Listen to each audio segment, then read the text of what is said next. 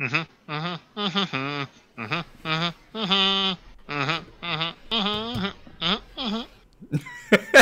Hello, everyone, and Okay. welcome to Magma Rangers episode 75. That was Pandemonia there with that very odd rendition of the Hearthstone theme tune.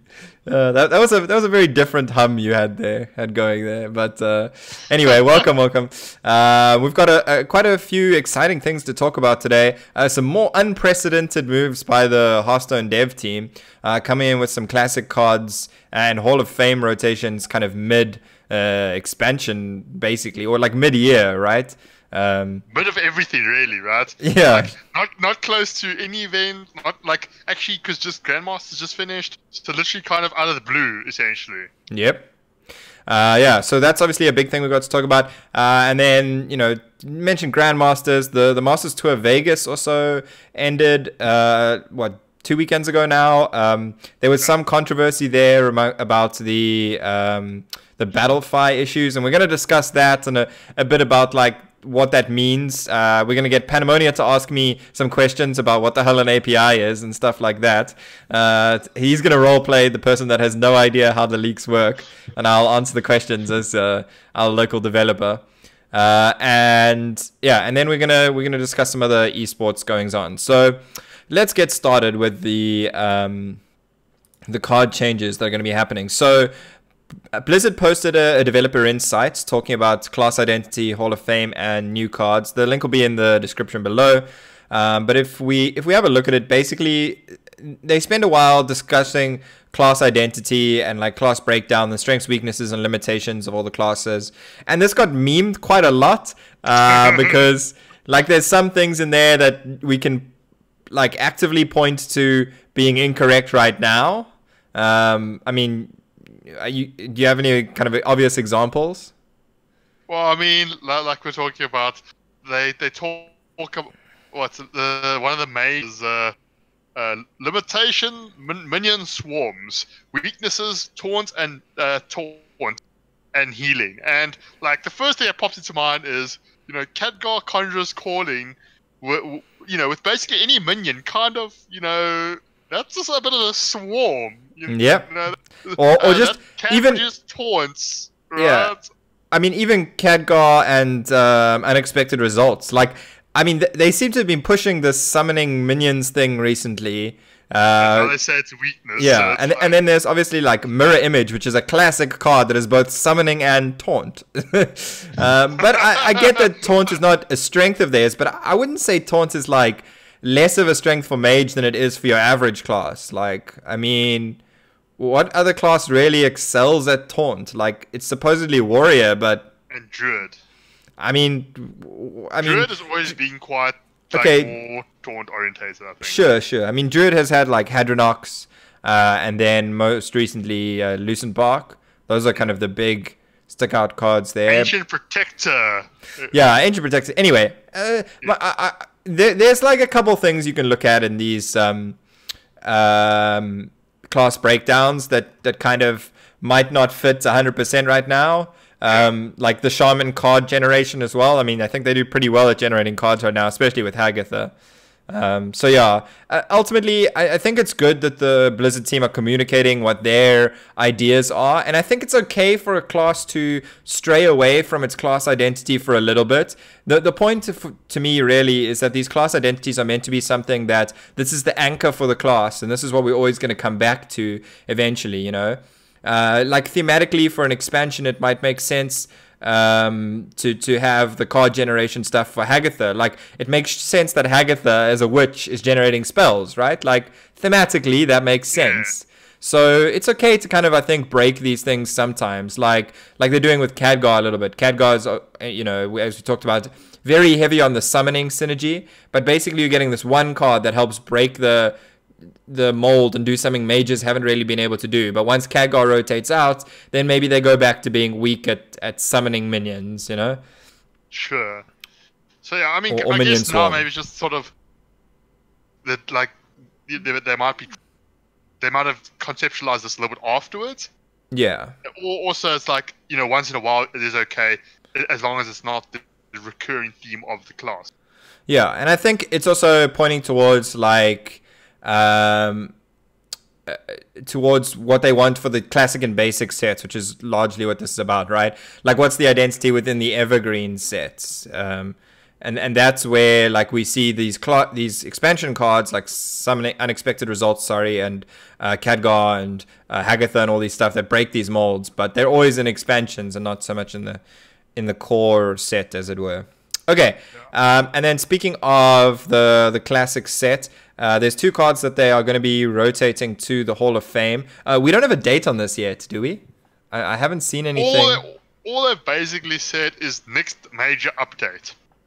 Okay. So, and like from so far, there hasn't. I mean, like, even though patches usually happen on Tuesdays, there's not really like a monthly patch that happens, always on the first Tuesday of the month or the second Tuesday. So who knows, really? My bet is that it would be maybe next week or the week after. That's probably more likely the week after. That would be my bet. But we'll have to wait and see. I mean, I don't know what they consider a major update too. Like, maybe, like, I'm imagining there could be like an event or something. Like, is that counts as a major update? I don't know. Or like, I mean, I don't know if they mean the next expansion, but that. Yeah, they would maybe say next expansion, right? Well, like, yeah, say I suppose. Next major update, if you meant. So it might be like. It could be like when they put the expansion into the game rather than when it goes live. So it could be like a weird period. But I imagine they might do it a little bit earlier than that. But anyway, we'll keep you updated as to when that's actually going to happen. But these 2 cards, let's talk about them. So Vanish and Mind Blast are going to the Hall of Fame. So let's start off with Mind Blast. What do you think about the Mind Blast rotation here, Pandemonia? So obviously, I'm going to start off by saying, I'm a bit sad because like some of the best priest decks, like over the years, most notably Rise of Priest, like kind of, Mind Blast was quite a key part of it, and even sort of some of the combo decks that like have been popped up have revolved around, interactions with Mind Blast and Prophet Velen. So like the problem, like obviously I've already seen the memes, but like. Kind of the first thing you think of, like when Mind Blast is now Prophet Velen becomes like a lot more irrelevant because the only real card that synergizes with it really well is arguably Holy Smite, and I mean, plus the healing stuff. I mean, the idea is that Velen is going back to more of his roots of being a defensive healy kind of guy rather than a aggressive blow your face up kind of guy. But I mean. Yeah. Like, all the Velen stuff was always based around some kind of resurrection synergy stuff most of the time. Because, like... or cheating him art, or... Yeah, something like that. Because playing Velen and Mind Blast together for, like, 9 was pretty bad. But, I mean, the Shadow Reaper Anduin synergy was something that was pretty decent. Even for, like, a mid-range... priest deck to have some kind of reach made sense. But I think Mind Blast always did feel bit up. Like if I look at it flavor wise and I look at the classic preset, Mind Blast always did feel like the kind of card which literally stood by itself. Because if you look at like a lot of the other cards of the classic set, you can kind of group them together. You can kind of see where they relate to each other. Divine Spirit, Inner Fire. I mean, although Inner Fire is actually a classic card. You've got Northshire Cleric, you've got Power Witch Shield, but now all of a sudden you always had this random Mind Blast.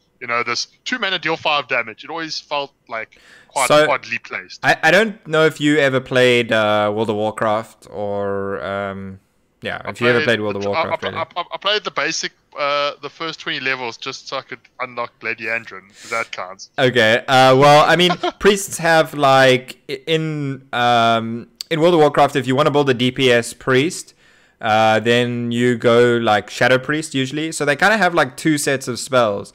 So like a specialization of theirs is Shadow, which is kind of what Mind Blast here is supposed to be about.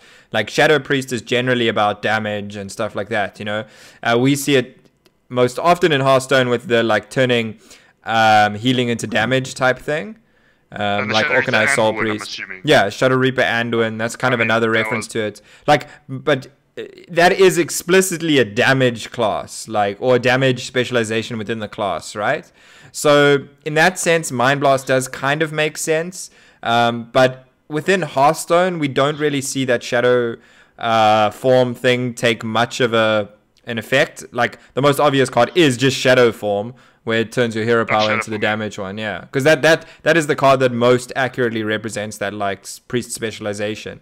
The other thing that priest specialization, well, traditionally did, I don't know, I haven't played World of Warcraft in many years, but traditionally did like damage over time spells. So it might have been interesting to see them make like a damage over time spell. Oh boy! You know, imagine it was like enchant, like give the hero, your opponent hero, like a debuff where like they take 5 damage, but they take it like, you know, 1 to 2 or something like that. I don't know. So something that scales. Maybe 5 doesn't work. Maybe you have to make it 6 and then go really 1, 2, 3. Right? Yeah, I know. I think it just makes it. I agree. Really complicated. For like the classic set, that's probably a bit too complicated for them.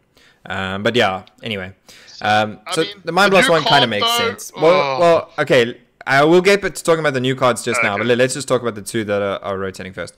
And then Vanish is the other one. So Vanish, it kind of saw, the biggest time it saw like really good use was in Quest Rogue. A really key card in that deck. Recently, it's been seeing some play in Pogo Rogue. Frozen's list that he got top 10 legend with just the other day was playing 1 Vanish. A lot of the other good lists before that were playing no Vanishes. In that deck, it's somewhat dependent on, it's somewhat dependent on the meta. So it's difficult to say whether this is going to really hurt Pogo Rogue too much, but it definitely hurts its flexibility in certain metas. Because the thing about, like, so specifically in that deck, the thing about Vanish is it was both a sort of an enabler for the deck in a way, but it was also a form of removal, right? Like, so that's kind of why I think, because from the developer's description, it seems more they don't like it. They just don't like it because of the board clear thing. What I would say, I wouldn't say it's an enabler, because it's too like, unlike in Quest Rogue where sometimes it was a way for you to finish your quest. In Pogo Rogue, it's not really like that, because you're not trying to finish a quest. Like usually, if you're bouncing the Pogo Hoppers, like the buff you're getting by just buffing them +2/+2 is not significant enough, like at that point, that it matters. The real thing about Vanish is that Vanish is like a board clear without a downside, basically, if you think about it like that. So it's like 6 mana, sap all your opponent's stuff, and the downside of sapping your own stuff is very irrelevant, basically. So because it's so easy to just play like 2 1-mana Pogo Hoppers, let's say, with it or something like that. Like it's not like a synergy combo card. Like this is not how you enable Pogo Hoppers to be good. No, but it's a card that's why it was situational on the deck, because it was very much more of a board clear that is inherently situational. Anyway, it's definitely a loss that's going to hurt Rogue a lot. Vanish did get hurt a lot by the prep nerf as well, though. I think that also made a big difference. I think with an unnerfed prep, we might have seen Vanish be more popular in the modern Pogo Rogue builds. But anyway, so I'm kind of okay with them doing it, although I always felt Vanish was extremely flavorful. So, I don't know. I get that the single target removal is meant to more be Rogue's strength and the board stuff their weakness, but Vanish always felt like a pretty underwhelming spell, except in specific decks where you don't mind bouncing your own stuff, basically. I don't know if it's 100% necessary, but maybe they've got some specific things in mind for future expansions. But okay, let's actually talk about the cards that are going to be replacing them. So first off, we have Plaguebringer, a 4-mana 3/3 rogue minion with Battle Cry. Give a friendly minion poisonous. So Deb, tell us, you as the lover of Rogue, you tell us what your first thoughts are. Well, firstly, I'd just like to add almost a disclaimer here. I think these cards are not meant to be like some super competitive cards. They're meant to be cards that are that add a slightly interesting dimension to the this one more than the other one. Add a slightly interesting dimension to the classic set, and can just always be maybe something you might want to use, but not really they're not meant to be strong, because if they're too strong, then they run into the problem with all the cards they've Hall of Famed, which is this card is too good and people are putting it in all their decks. So I think it's important to note that first. We're not looking at these cards in the same way that we look at cards from a new expansion. Like, I don't think these cards are inherently meant to be extremely playable. Like, and when I say extremely playable, I mean like something you see very often. I think it's meant to just be something that maybe is a consideration, and is maybe a consideration for newer players too. Anyway, so with that in mind, I think I'm kind of fine with Plaguebringer. 4 mana 3/3. Give a friendly minion poisonous, sure. Seems on theme for Rogue. They're giving Rogue a little bit more. This kind of indicates they might give Rogue some more poisonous stuff in the future. And poisonous is an interesting mechanic, so I like that. The reason I like poisonous as a mechanic is it's a mechanic that your opponent, if they know you're doing poisonous stuff, they will play. They have ways to play around it, right? Instead of leaving that 1/1 on the board, they actually trade their 6/6 into your 1/1, let's say. So that's one of the reasons I like poisonous, and I don't mind Rogue moving in a little bit more of a poisonous direction. The inherent problem with Plaguebringer is that Rogue is not really usually a class that's super ahead on the board with a bunch of small minions that you can, like, you know, trade in for something like Plaguebringer. Like, Rogue doesn't really excel at board swarm, except right now with lackeys. So right now, Plaguebringer would be kind of good with lackeys, but in general, I'm not really 100% sure. I mean, especially with Rush Lackey, right? Like, that's kind of... Well, no, because you want the little thing to have the... You basically just want the lackey to be able to stick on the board, and Plaguebringer is a threat that that your lackeys can always trade up. So like arguably, Plaguebringer might be better than Spirit of the Shark in that deck, but anyway, that's a different story. It obviously has no synergy with Spirit of the Shark because double poisonous means nothing. Yeah. But like an interesting point you bring up there, do you think that... oh, I just lost my channel. I do think sometimes. But apparently Pandemonia doesn't think all that often. And when he does, he forgets what he's saying. I had like a question I was going to ask, and then like it just disappeared. So, okay. Yeah, it will probably come back to me at some point. Oh, yes. In terms of balancing, like making classic cards, like how like it must be quite difficult to try, because on the one side you don't want it to be completely terrible, but on the other side you also, like, you know, we've seen it in the past where some cards have just seen play, like some classic cards have seen play in like every single deck of every single class. So now, like, how do you draw that line? I think it's a very difficult line to balance, like, because the first card that comes to mind is Azir Drake. Yeah, like, I mean, I think Plaguebringer is inherently better than the other card we're gonna just review now, but I think it's a very difficult line to kind of hit, and I think it's generally going to be better for them to err on the side of caution and make the cards weaker. I think their main idea here. Packs, right? I think their main idea here is to try and make the cards fit the theme more than a power level target. Like, I think if you look at the target here, it's much more about the theme than the power level. Sure. And yeah, I mean, Plaguebringer is not super terrible, but, like, you know, with all of that other disclaimer stuff put into context, but yeah, don't expect to see too many of them after people kind of get over playing with them for the first time. Okay, and then talking about the next card, we have the Priest one, Radiance. Radiance is a 1-mana spell, restore 5 health to your hero.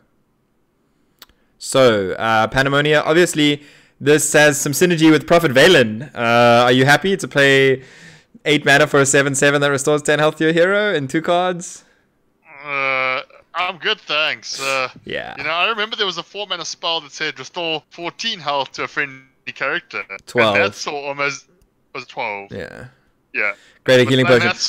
I only know it's 12 because of Dalaran Heist, because I was playing Priest and that is in the deck. and that could restore to health or to a to a minion as well. This card, I mean, like, from reading their sort of description of it, like, yes, it's a cheap spell. So, like, if Miracle Priest stuff, like, spell Miracle Priest I can kind of see where it will see play. Yeah. But in cheap spells. as a cheap cantrip. Sure, with a Gadgetzan Auctioneer, or with like Pyromancer stuff. Yeah, but like as a card itself, as a 1-mana spell, it restores literally 5 health to your hero is absolute garbage. Yeah, look, it's definitely on the low side of priest healing options. I mean, I you know, comparatively looking at a card, I think this is from Rise of Shadows, Regenerate. There was Flash Heal. No, but like older sets. Yeah, but Flash Heal is the most similar card, but I'm just looking at like Regenerate, cards that are currently in Standard, right? Regenerate 0 mana, restore 3 health to like any character. So obviously there's a huge difference there in that you can target your minions and heal them, which is generally targeting minions is always more valuable than healing your hero. And it's also yeah, and it's also 0 mana, which makes a big difference for Gadgetzan Auctioneer and all of that stuff. So yeah, I mean, I don't expect Radiance to see much play. I don't think that deck actually needs any more cheap spells, to be quite honest. And I was just and the thing is, even in a like Miracle deck, I think you have enough stuff for it to be a deck. And like, I don't think you need to play a really bad one mana. I mean, the best thing about Radiance is just all the memes that have come out about you know, priest players being mad about Radiance. That's the best part. Ooh, you should see Zetalot. Yeah, Zetalot for one. The man is crying. He feels. I think he feels personal. But all the memes about like, oh, you know, they like Blizzard are, you know, killing somebody when they're already dead type thing about priest.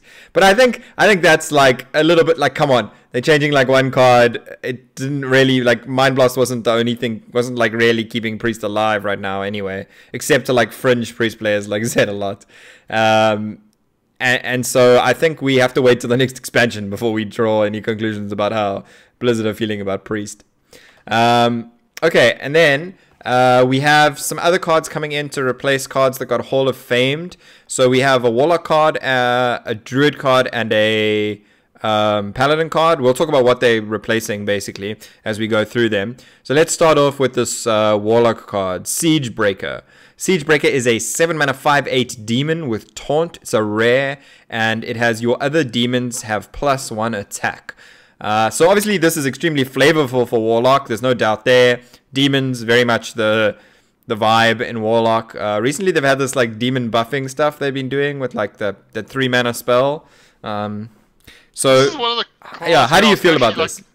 Where Ashley was like, actually, it doesn't seem that terrible, right? Like a 7 mana 5/8 is not the worst stat line I've ever seen. Yeah. It's got taunt, so I mean it's got that. I mean obviously, like if I think of wild, this is semi-relevant with Bloodreaver Gul'dan. Whether it was competitive enough, I'm not sure. Like, but I'm not sure what other real 7-drops are there in like Warlock. Like Warlock decks have never really needed 7-drops because Archvillain Reform. It's a 7 mana 7/8 taunt. Which in any deck where you have a bunch of cheap minions is definitely better. But anyway, I mean, much of the demon synergy will be relevant. Exactly. That's kind of what brings me to this confusion about this deck. Like, this card makes a lot of sense with Bloodreaver Gul'dan specifically, like you mentioned. But I just like this card seems like a, I don't know, almost a control card. It's too understated for its mana cost to really be like a mid-ranged, you know, dex card, or like this is no high main, right? Comparatively, if we compare it to like classic cards in other classes, and it's just weird because this card pushes you one way in its stats and the taunt and all that, but then it pushes you another way with its effect that your demons have +1 attack. Like, that tells me I want to be an aggressive deck and I want to go wide. Like, it's just, I find it weird that those two mesh together. The only time I ever have a board full of wide like demons and this on the board is with Bloodreaver Gul'dan, as we mentioned. So maybe there'll be some other synergies to like cheat this out and stuff in the future, and then maybe it could be reasonable. It does affect Bane of Doom as well. Slight other note. Yeah, it's a bit of a buff to Bane of Doom. So I mean, yeah, we'll see.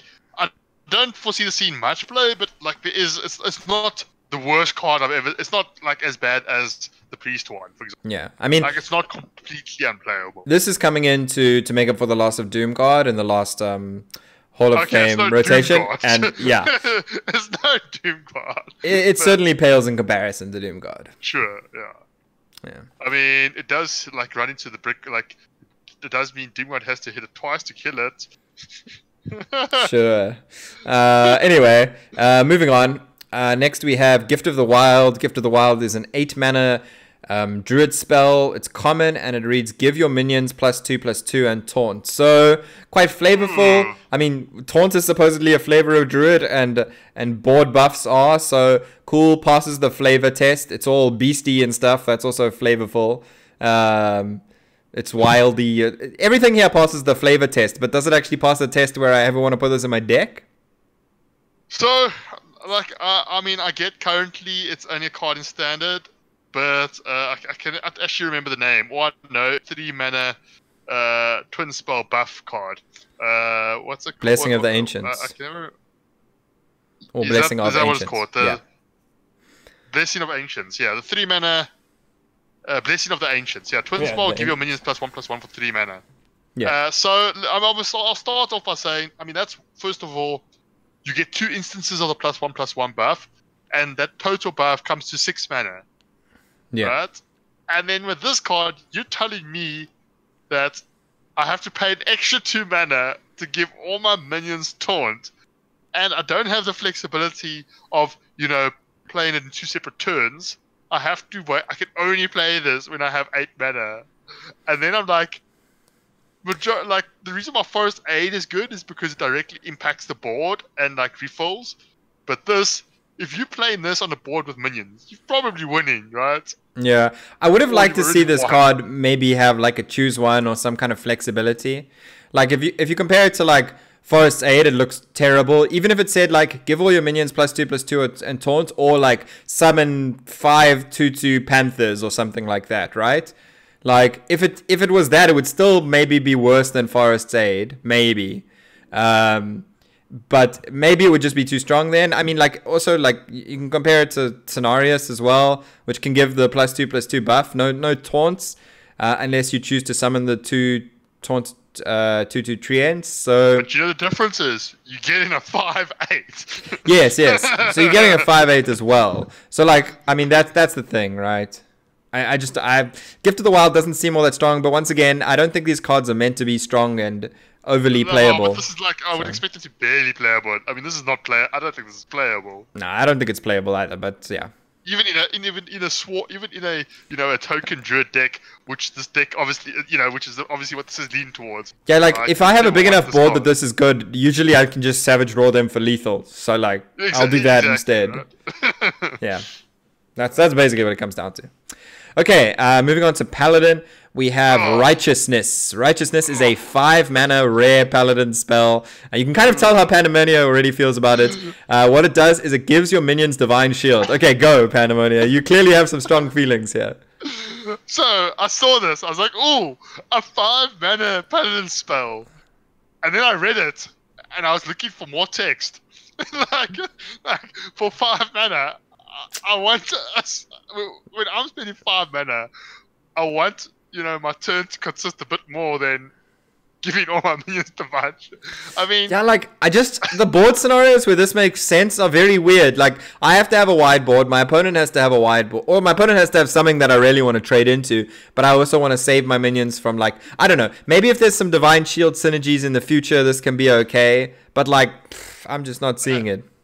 And then the worst part is especially, okay, so now, because I've been playing the game for so long, I remember a time where we had a 3 mana weapon that, it was a 2/2 weapon, and sure, it was it was part of the unidentified series, like the... What do you mean remember? That's still in standard, isn't it? Is it not? Is it in wild now? The purified, the Maul. Unidentified Mauls. I don't think, no, that all of them are... So for 3 mana, okay, sure, it was a 1 in 4 roll. But it was a 3 mana 2/2 weapon, which gave all your minions Divine Shield. And I'm sitting there going, so now you're telling me for 5 mana, I get absolutely nothing besides Divine Shield. Like, yeah, I mean, look, once again, a lot of other things. Once again, I don't think the card is particularly good. Look, the one thing we can say is maybe in the future they could buff some of these things, although I don't think that they're going to look to buff classic cards ever, even though they've been buffing some of the other sets. Yeah, I don't know. I think they're erring on the side of caution. I don't think this is super powerful, flavorful, sure. I mean, it replaces Divine Favor in terms of like what got Hall of Famed, and once again, there's no real comparison. There's no comparisons for any of these. Like the Naturalize is the Druid card that left as a common, and there's no comparison there. I mean, but like the sort of question I think of is like with a card like Righteousness, how much would like we actually be prepared to pay for a card that reads Give Your Minions Divine Shield? Like I don't even like honestly speaking, like even at 3 mana, would you still be like then I think at 3 mana I would probably consider it. At 3 mana guaranteed like, Divine Shield, Divine Shield was the best you could get on the mall most of the time. But what I'm saying is like even at 4 mana I still not at 4 mana I'm skeptical. But like 3 mana, then I think at 2 mana would be. Hey, look, if you have the same amount of minions as your opponent, and yours are all 1/1s, and theirs are all 12/12 Deathwings, you can play Shrink Ray and Righteousness on the same turn, and then you can trade, and you can still have all 1/1s. Or you know what you could like do is play Equality for 4 mana. Yeah, but then you have to trade. Okay, fine, Equality, and then you can play Righteousness. Same thing. I want our minions to survive battle. Why don't you want the minions to survive, Pandemonia? You're so mean. Because our hero power produces 1/1s. Oh, so you're saying that Silverhand recruits are expendable now? Yes. Jeez. Remind me to never put you in charge of any army. Okay, so moving on to... some other classic cards we're getting. Tell us about Brightwing, Pandemonia. So Brightwing is a 3 mana, 3/2 dragon. Battle cry, add a random legendary minion to your hand. So it's like kind of like Weaponized Pinata. I'm not sure if there's other sort of add a random legendary to your... And I mean it's like Face Collector, but without the echo. I mean 3 mana 3/2 is obviously severely understated. You essentially paying 1 mana to get a random legendary minion in your hand. I'm kind of surprised they didn't put Discover on this, but I mean, okay, Discover in the classic set though, they probably want to just err away from that, right? I don't know. Discover is an evergreen mechanic now, isn't it? It's become. Didn't they say that? Introduced much later. They might have. Yeah, but they put poisonous. They put poisonous in the classic. Sorry, they put poisonous in the classic. It was always there. Cobra was always there. Oh yeah, true. But yeah, so is it 3 mana 3/2? Obviously, you're not playing this in a deck. You're not playing the sort of. It's not an aggressive 3-drop. It's the stats are very and obviously this constantly changes with rotations as to whether a random legendary minion is. But the problem is the problem with this with legendaries is the variance is ridiculously high, right? Yeah. So there's going to be the game where you get Lawwalker Cho, and then there's going to be the game after when you're going to get Deathwing. It's going to win you the game. Yeah. So whether this is actually includable a competitive card, I'm not quite sure. I don't think so. I don't think so. The one thing I would like to say about Brightwing is that it has good art, and I'm not even totally memeing. Like, I mean, I think that's the best part about it. But like, I do like the little art. Those like fairy dragon type things. I think that. I mean, Brightwing is basically a fairy dragon, right? Sure, but like fairy dragon is actually playable right now in standard. Sure. Yeah, I mean. So would Brightwing be good if it had, let's say it had the same ability as Fairy Dragon? So it was the same card, but it also had the text, cannot be targeted by spells and abilities. I think right now we can accept it's probably not good enough. A 3-mana... most decks where I want to play in most decks where I want to play Fairy Dragon, I don't really want to play Brightwing. That's my... Sure. Like, I don't want to pay 1 extra mana for this ability. But that's because Fairy Dragon has a very specific role in like those kind of mid-rangey tempo decks. Sure. Okay. Moving on to the other legendary. Yeah. High Inquisitor Whitemane. Yep. So Dib, tell us. So High Inquisitor Whitemane is a 7 mana 6/8 legendary minion with Battle Cry. Summon all friendly minions that died this turn. So, Pandemonia, you're going to regale us on how this is similar to Kalthazard, but not as good? Well, Kalthazard Kaltazat and Katrina Muertes, I think, is the more modern card. So Yeah. For those of you who were not playing back in the day, Kaltazat was I think one of the early adventure like final wings. It was 8 mana, 6/8 legendary. At the end of your turn, resummon resummon all minions that died this turn. Whereas Katrina Muerte was a 8 mana, also a 6/8, that at the end of your turn summon a random minion that died, that had died during the game. So like, they were similar resurrect mechanics, but not obviously slightly different implementations. Now, with High Inquisitor White Mane, it's a once-off battle cry, and so the main difference between White Mane and the other two is that White Mane costs 7 mana. So obviously 7 mana 6/8 is much better than an 8 mana 6/8. But the once off battle cry I don't think is nearly as good, not to mention like you need to have set it up, and it like requires too many things to go right for it to be good, I think. Yeah. I mean, the big question to me is, like, how much of a board do you need to bring back? Like, what are the board scenarios where playing High Inquisitor White Mane is good? I mean, we're looking at, like... trading a 2/5, like you're trading 2 medium-sized minions off, right? And you're clearing your opponent's board. Let's say you're clearing your opponent's minion with, like, 2 4/4s. Then you get back 2 4/4s, right? I can tell you one scenario and one matchup where this is good and could vaguely see play in Specialist and is relevant, and that is the Spellmage Mirror. Because there are often scenarios where, like, you have giants, your opponent has giants, and you can play High Inquisitor White Mane and trade giants. Well, obviously trade first, then play High Inquisitor White Mane. I mean, that's the one vague scenario, but, like, that's a very specific thing. Like, maybe we could see High Inquisitor White Mane as a sideboard for that deck, because you also, as like a 7 mana 6/8, you can Conjurer's Calling it or something, you know? It's first of all, okay, so obviously, but in terms of general use as on ladder, I think it's way too niche in terms of seeing any general ladder play or any like main deck play, right?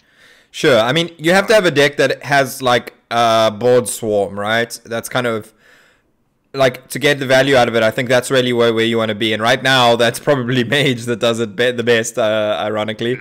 And so maybe like, I think High Inquisitor White Mane is an interesting design, and I think will be an interesting design going forward. And I'm a big fan of the card. Not necessarily the most powerful, but I do think it's a good card in terms of like design and maybe matching that balance between playable but also not overpowered, or not being like too overly played, let's say. Yeah, sure. So yeah, I mean, it's definitely more. I think it will definitely. It would more likely see more play than Brightwing. Let's put it that way. Yeah, I think the one other deck where this could see play is Shaman, with like Mutate, Evolve stuff. But we're gonna get to talking about Mutate just now, because these next couple cards, I think 2 of the 3 of them at least have some decent synergy in that kind of good Shaman, or like the Evolve Shaman stuff we've actually seen a little bit recently. I know you and I have played quite a bit of that Shaman list as well. Anyway, so let's look at these next couple cards. Here's a good example. Baron's Stable Hand. Baron's Stable Hand is a 7 mana 4/4 epic minion with Battle Cry, summon a random beast. So first of all, beasts are on average pretty bad, aren't they? Like, there's a lot of cheap beasts. Yeah, it's one of those. There's a lot of high variance, right? Yeah. It's a very high variance, ranging from like Stone Tusk Ball and Angry Chicken to King Crush and King Crush and High Mains, right? And I mean, this is just the classic one. So, yeah. I mean, 7 mana 4/4, you need to be hitting what, at least the 4/4 beast or better to be like decent-ish, and even then, so like like you say. It's obviously got the synergy with like the Evolve and Mutate sort of stuff. Yeah. But outside of that, 7 mana 4/4, and trying to roll, you're gonna be super sad with 7 mana 4/4 and you get like a 1/1. Yeah, I think the best synergy is probably in that kind of mutate stuff. But even with mutate, like if I look at this, like mutating into 8 drops, I think is generally okay. This makes, by the way, this does make Conjurer's Calling worse on the 7 as well. Like White Mane makes Conjurer's Calling okay on the 7, but less likely to get taunts. Siegebreaker makes Conjurer's Calling better on the 7 because you can get the taunt, and which is a pretty good taunt as well. Anyway, but this is probably worse than Giggling Inventor for the mutate deck, which it was just playing Giggling Inventor, so I don't see why we would want to play this instead. Oh, right, yeah, of course, Giggling Inventor, yeah. Yeah, there's currently no real reason to play this of Giggling Inventor. Yeah, and you know, you don't get, like, I would rather have 2 guaranteed Annoyatrons than a random beast. Yep. And also it doesn't have quite as good synergy with Shadowwalk in that sense. Like, the random beast is not as good as the Annoyatron. So you could play it in addition to, but I don't think that's worth it. So yeah. Yeah. I think that's the one place Baron Stablehand could find a home, and I don't think that's particularly likely. Next we have SI7 Infiltrator. SI7 Infiltrator is a 4-mana 5/4 rare minion with Battle Cry. Destroy a random enemy secret. So this is clearly a tech card, right, Pandemonia? Yeah. Well, I just think it's very interesting that Blizzard have finally decided to actually add a evergreen secret tech card, because for a long time it was just sort of every sort of rotation they would throw in an anti-secret tech of sorts. So like the first one we had was Kazan Mystic, then we had Secret Eater, then now we have then we had something like we had like a detective or something. The 5-mana thing, yeah.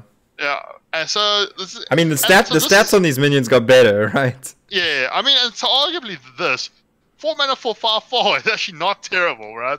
Yeah. I mean, it's obviously arguably worse than like a Chillwind Yeti, because 4/5 is generally a bit better than 5/4. Yep. But I mean, 4-mana 5/4, like, I mean, we play Harrison, it's a 5-mana 5/4, right?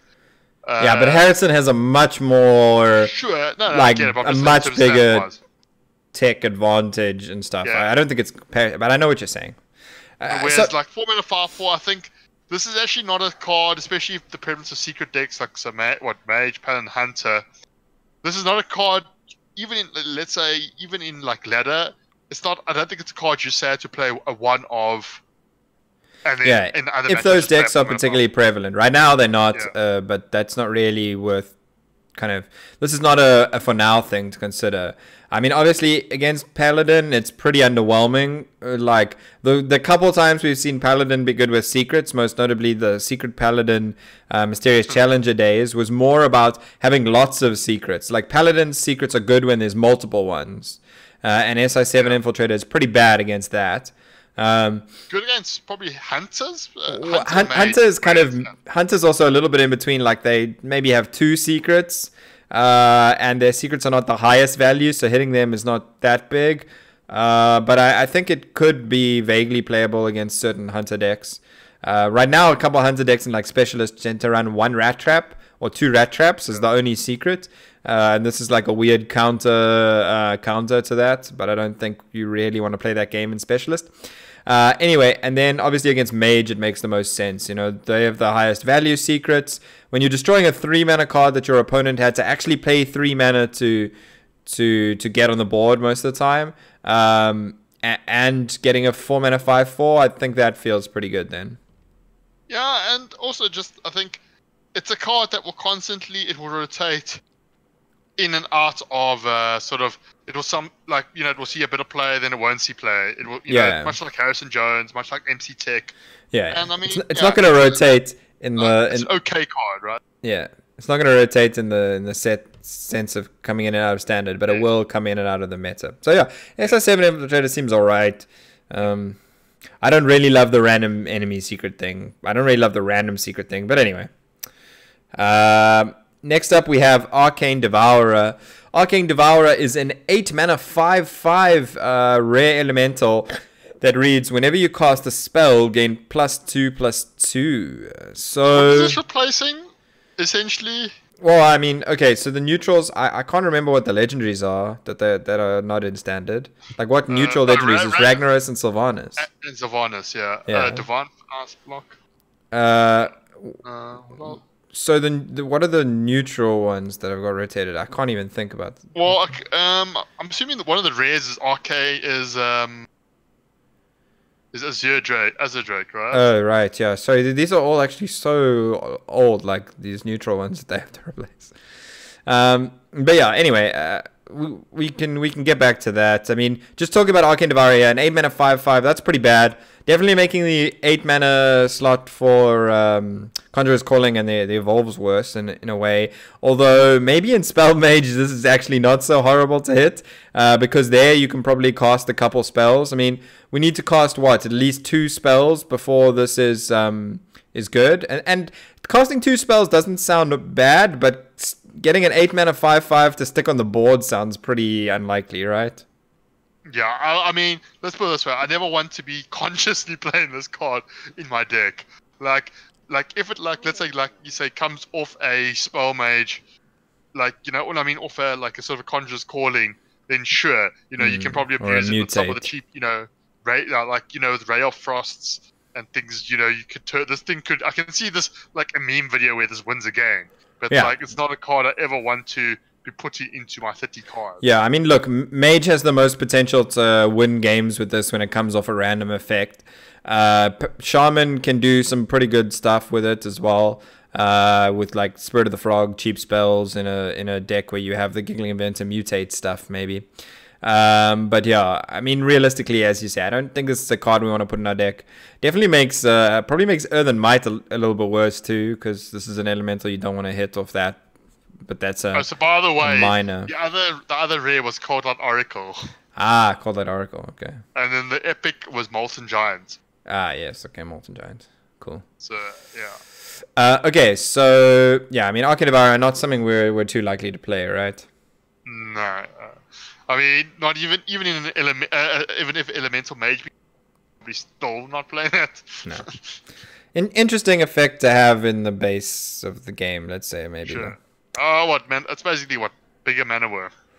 Kind of, but it gets the health buff the too, health which buff. is not Sure, something we see quite commonly. Anyway, so that's all the cards that we have to talk about. Overall, I'm pretty excited that they're, you know, making these changes at least. Yeah, Good I mean, precedent going forward. yeah, it's good precedent, and it's good, like, timing. They've really timed things very well since Rise of the Shadows came out. You know, we've seen nerfs, we've seen buffs with a new card added in Snip Snap, which has been very, very heavily played, and now we're going to see some rotation stuff happening and some more new cards added probably before the next expansion, we were guessing. So yeah, I think that this is a good precedent for them set, but it's going to be difficult for them to keep up this content schedule between the next 2 expansions, that's for sure.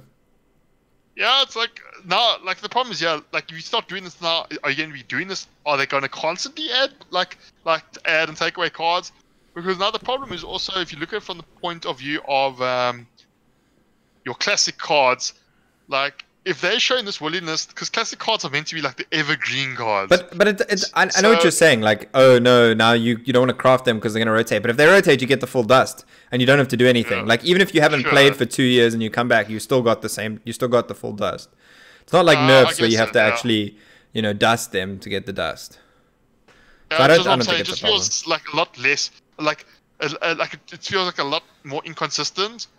And I mean, I guess that might be a good thing. I don't know. I think this is a very good way to do changing up the classic, you know, that like core / evergreen set, whatever you want to call it. This is a very good balance of changing that up whilst not disadvantaging returning players, you know. They might not have some of these cards, but they can still get them in classic packs, and they're not going to lose out from cards that rotate. Like, I wouldn't mind seeing them do this, like, for the next big Hall of Fame rotation, actually saying, like, these cards are going out and we're bringing these ones in immediately, like they did with the Vanish and Mind Blast here. Sure. You know, rather than seeing this, like, gap that we've seen with all these other cards that we've seen added. Anyway, it's definitely a good precedent moving forward. Okay, and then the other thing we want to discuss, obviously, the Masters Tour Vegas happened pretty recently. I thought overall, so let's talk about the event a little bit in general. I don't know if you watched any of it. I watched very little. Like, I would be just too busy with other stuff. I think overall the event was like a massive success. I mean, we saw like 60K viewers a lot of the time. I don't know what the average was when I bothered to actually look at what the viewership was, because I was watching it pretty much the whole weekend. And that was really good. Obviously, it had Twitch drops for Rise of the Shadows packs, so that obviously increases the viewership of people wanting to watch it. But I think that it really highlighted to me how how good a viewing experience the Masters Tour stuff is compared to GM. You know, there's a lot more on the line, like players playing for their to stay in a tournament in the matches you're watching, versus like when you're watching GM, you're like meh, and like it feels like some of the players are like meh in GM too. I don't know if they're trying as hard as they do for like the Masters Tour. You know, there's a lot of money on the line thanks to the Masters bundle. I think there was a lot of positives this Masters Tour. What I would like to see, if I had to propose something, and I kind of mentioned this on Twitter around the time, is like I definitely like to see them improve the production still. My qualms from Worlds are pretty much still there, although I do feel they improved it quite a lot with backup games and stuff, so there wasn't as much downtime. But my other major issue would just be I'd like to see more Masters Tour events, right? Like we could have 4 or 5 in a year without it being saturated. I mean, and I think probably from the Masters Tour like bundle, if you capped each event at 500 or like 250K, we'd probably still get there. So I don't even think it's a problem in terms of prize money.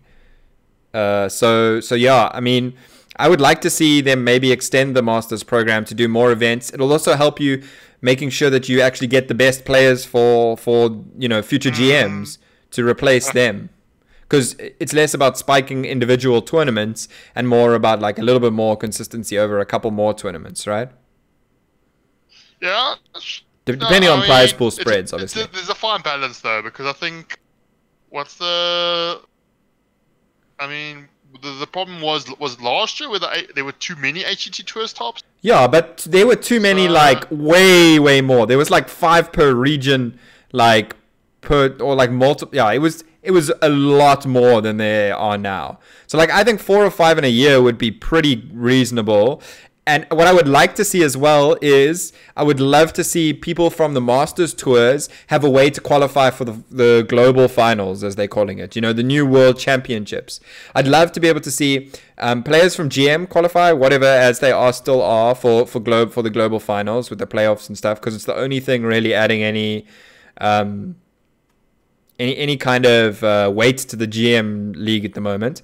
And I would love to see players be able to qualify through the Masters Tour as well, even if it's just Blizzard invite people, even if there isn't a specific qualification thing and they just say, we're going to invite 8 Masters Tour players to the finals. And they don't specify what it is. They just say they'll decide as they want. I don't even care.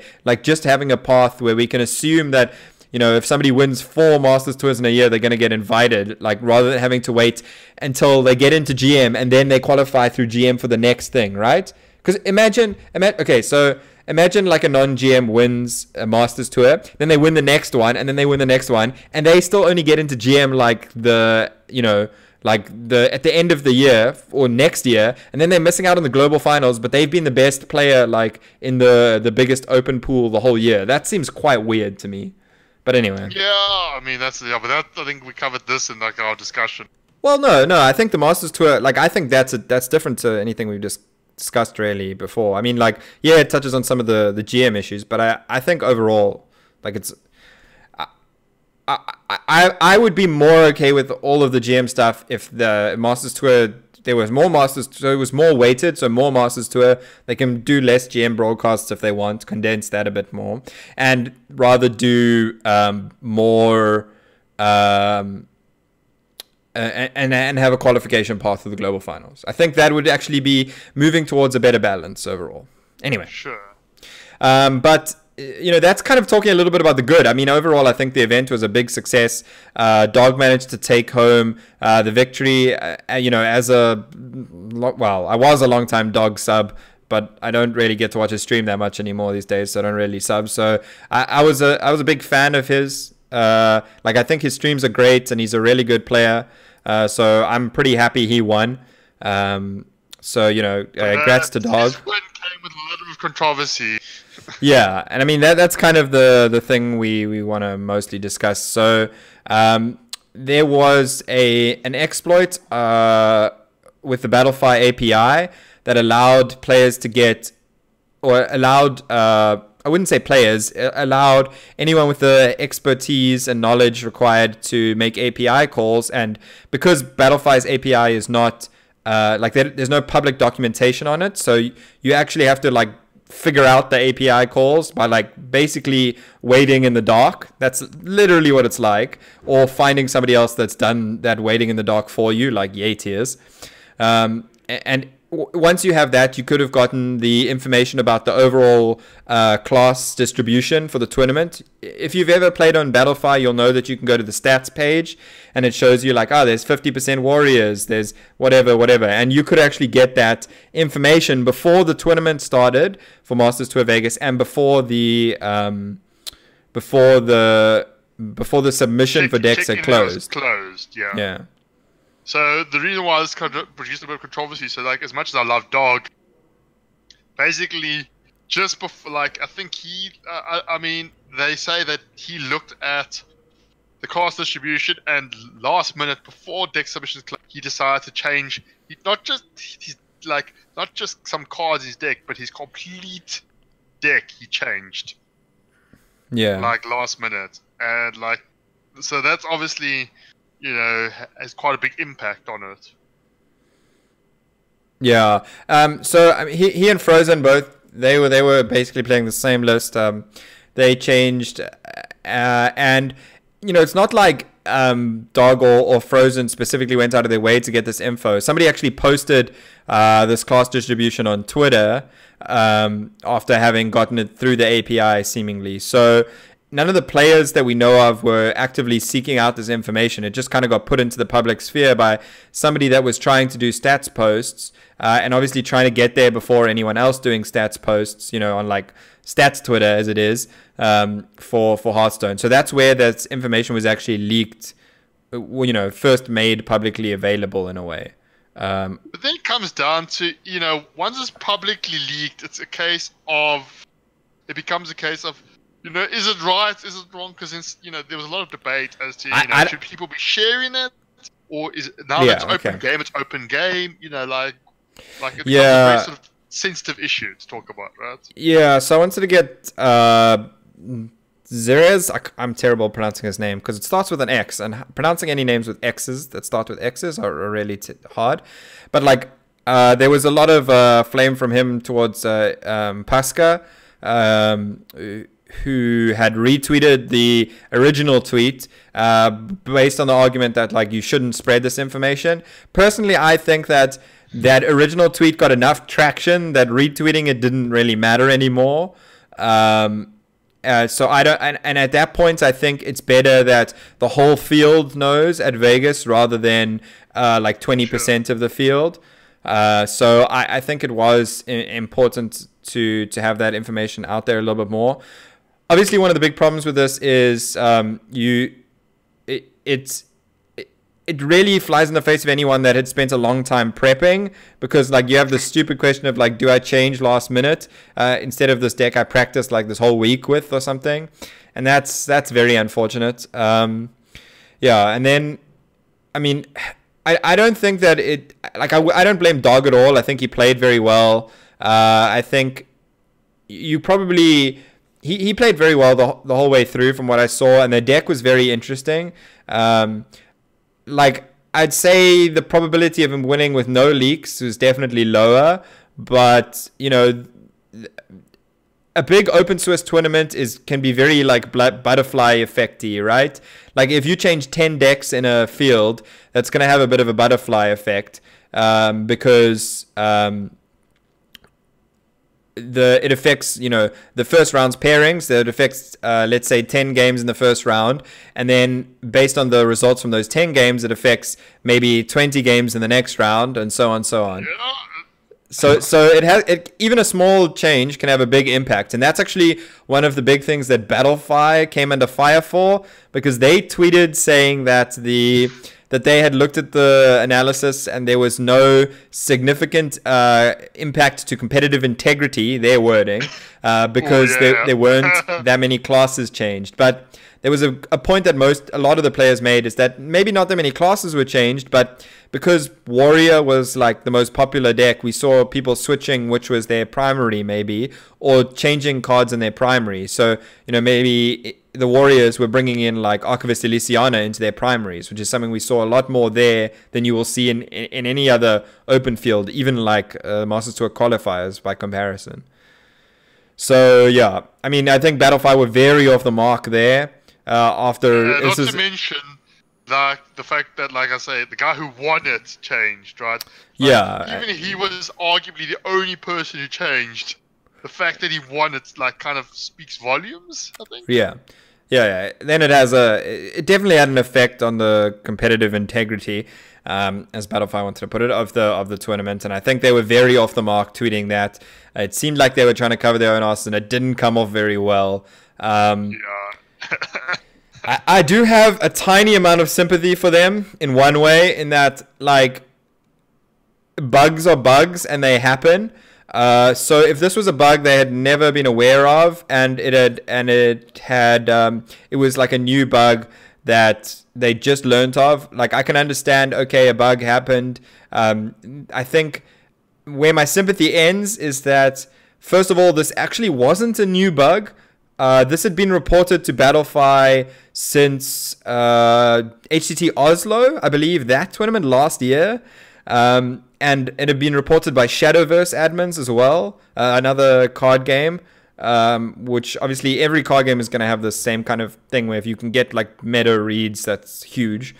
So yeah, I think Battlefy were very slow to fix this bug, and that reflects very poorly on them.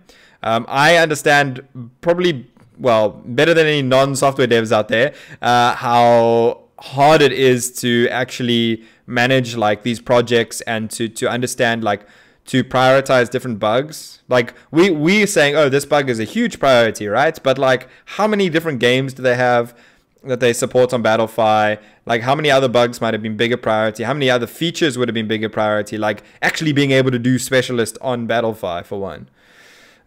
So yeah, it's difficult. It doesn't look good on Battlefy, though. I'm not really defending them here. I think that they definitely dropped the ball with this one. In both their response and apparently within a few days they basically fixed it. Yeah, so it didn't even seem like the most difficult bug to fix. It was just a matter of actually telling somebody fix it, like. Well, okay, I mean, I see this happen in production environments. When a bug happens in production, like, let's say you've got 4 devs, they've got their week planned for what they're gonna do. Like, if it takes 2 days, that could be like 4 devs working for 2 days. So like, from a project manager's perspective, that's not a bug that takes 2 days to fix. It's a bug that takes 8 days to fix. Because that's how the time is affected on the schedules and stuff. So it's a little bit more complicated than that. Like, when you're all hands on deck, a bug gets fixed a lot faster than when it's just on the backlog, let's say. In my experience of, software development. So a little bit of sympathy for them on the software developer side, but there's one other major thing that they could do that would stop this happening, actually, and help. Basically, like, they could, if they actually publish documentation on their API, if they made the API more open instead of as opaque as it is now, that would help people find bugs, and then we could actually report the bugs as developers using the API, because any developer using the API would want to report these bugs unless they want to use them maliciously. Everybody's basically just drawing scraps of a map book, but like, everybody's drawing their own sketch of the map, basically. Yeah, everybody's trying to guess based on like poking around in the dark where the buttons are to hit to get the information you want, and what's going to come out, and what you need to feed in order to get it. Like, yeah. So it's very trial and error. Yeah. So like, yeah, an API like I think I saw Wicked Good made a good like a analogy kind of thing for this, for those that don't really understand APIs. So like one part of an API is actually just the request URL, and that's what you see like in your browser, like the URL that you go to, you know. So like let's say google.com/translate, that takes you to the Google Translate page rather than the Google home page. So an API is a little bit like that, but maybe with more complicated inputs than just a URL. So it's like they have a Battlefy page, and you can type battlefy.com/stats to get to the stats page for like, or let's say battlefy.com/tournament number/stats to get to the stats page, but there's no link. Like you can't click to get to the stats page. So unless you know that it's there, you can't find it. So the only way to find these things is by poking around in the dark or speaking to somebody that's already found it and can tell you where it is. So that's literally what it is. It's like trying to find whether there's a house at a different address and what's inside that house. Like that's the analogy we're talking here. So it's like, yeah, it's like having a website and having to navigate it by changing the URL every single time instead of being able to click buttons. That's the analogy that Wicked Good was making, and is pretty accurate and actually pretty close to the mark. Yeah, so I don't know if you have any other questions about the API and the exploits and stuff. I think we covered most of the technical things in a simple way, but if you have any, like, what are questions you think people might want to know? You can ask on their behalf now to me. Basically, I have a basic understanding of what an API. Somebody explained an API to me as basically, imagine you're outside somebody's house, and they have the window open, and basically you're using their power. Like you've got an extension cord using their power, and like if they can disconnect you at any point, and you can't see what makes the power work. So with an API, from what I understand from a non-developer, is that you can't see the code of the API. You can simply request the API, and the API does its thing. Yeah. So API. So the I in API stands for interface, right? So the idea is that there's an interface that you can program with, which is what the P stands for, basically, to access to communicate with their application, which is what the A stands for. So in this case, in your analogy, the application is the electricity inside the house, and you're interfacing with it through the window in order to get the power out. But like another good example would just be like a drive-through, right? Yeah. So you go to a drive-through. If they've got good documentation, you can see all the options on the menu, and you can order something, and you don't know what happens in the kitchen, but the food comes through to you. And if they don't have a menu, which is what Battlefy have no menu. You just have to guess what food they have. So it's like, but you see, it's like now you go to McDonald's and you order a number 5. But you don't know what a number 5 is. You just have I'm saying now you know, though. Is what I'm saying. Yeah. Now you know. But you also don't know. So you're like, I want a number 49, and there's no number 49. I want a number 3. No, there's no number 3. But there's a number 4 and there's a number 8. Like you're like, what? I'm saying yes, and then only next time you know. Oh, okay. There's a number 53. And I like the number 53. You've discovered this, or a friend has told you it. Yeah. So the point is here, if Battlefy actually published documentation for their API, then that would help the developers using it, and the developers using it could go, oh, this is not incorrect. This is incorrect. Like this is supposed to return this, and it doesn't. So this gives me this order number 4 is a burger and fries, but you actually gave me a cheeseburger and a milkshake. So there's a bug there that I can report to you. And that would be really useful if Battlefy made the API. It would also just mean like a lot more people could build services that integrate with Battlefy, which would actually encourage more people to use Battlefy. I think it's just a net gain for Battlefy to do it. Now I know creating docs for an API is not that easy. I've worked at companies where like what main thing we were building is an API for like developers. So I actually understand this very, very well, but yeah, and I understand all the difficulties in creating docs, but I really think that Battlefy could do a much better job on their API side.